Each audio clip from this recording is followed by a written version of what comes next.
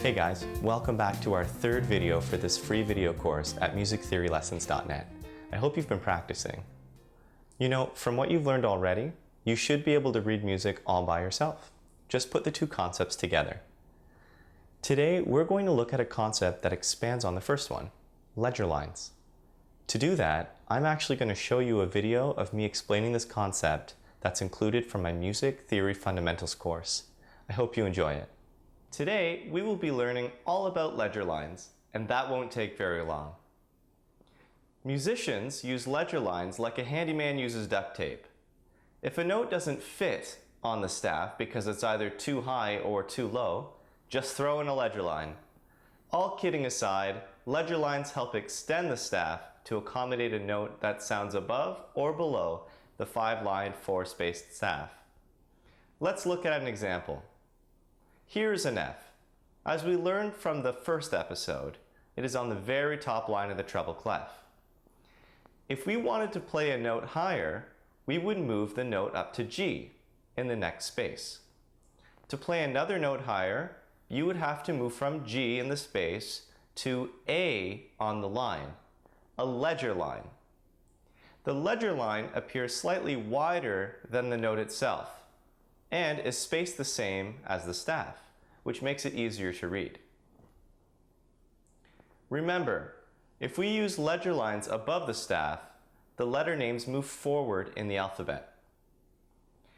The same technique is used for notes beneath the staff. If we wanted to play a note lower than the first line E, then we would move down to D in the next space. To play another note lower, you would have to move from D in the space to C on the ledger line. Now remember, if we use ledger lines below the staff, the letter names move backward in the alphabet. Let's practice naming a few ledger lines, both above and below the staff. Okay, if F is here, then the next space is G, the next line is A, the next space is B, and the next line is C. So C is our note. Let's try another one. Okay, if F is here, the next space is G, the next line is A, the next space is B, the next line is C, and the next space is D, and the next line is E. So E is our note.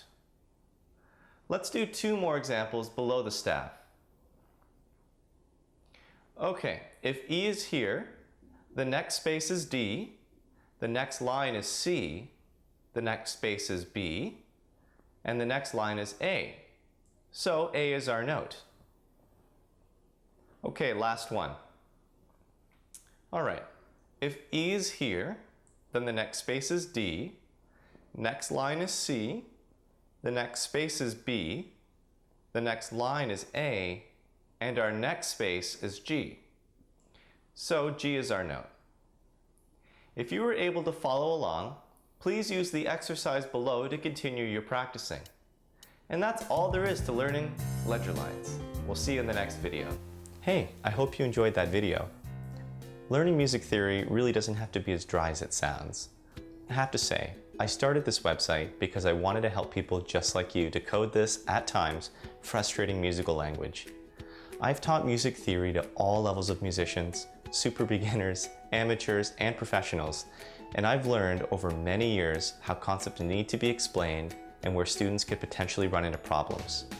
My goal is to help my students bypass these trouble spots and get right to where they want to be with music theory. I've spent over 10 years researching the concepts, applying their lessons, and helping others achieve their musical goals, and I know I can do the same for you. Now you might be thinking, but you don't even know me. Well, don't worry, my students always tell me that, but I know something they don't. I know when a student has what it takes to be successful. Look at you, for instance. You've diligently followed through on these videos.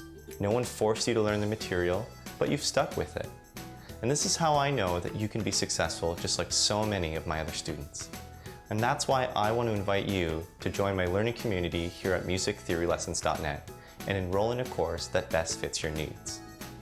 My courses are organized as follows. Music Theory Fundamentals, Music Theory Essentials, Music Theory Advanced, and Music Theory Complete. My Fundamentals course will take the absolute beginner and shape the mini musicians who are well-rounded with the basics. Music Theory Essentials builds on the Fundamentals course, educating the musician to a pre-university level. And my Advanced course will really start unlocking the fun behind music theory and showing how it can be implemented in everyday life. This course will take you to an expert level. Just a quick caution, when you understand these elements of music theory, you'll feel rather enlightened and you'll want to explain everything to your friends and family. It's kind of like experiencing a new sense for the first time. However, if you are looking for one course to cover absolutely everything, I recommend that you take my Music Theory Complete course. This course will transform an enthusiastic non-musician into an expert musician over the course of 27 videos.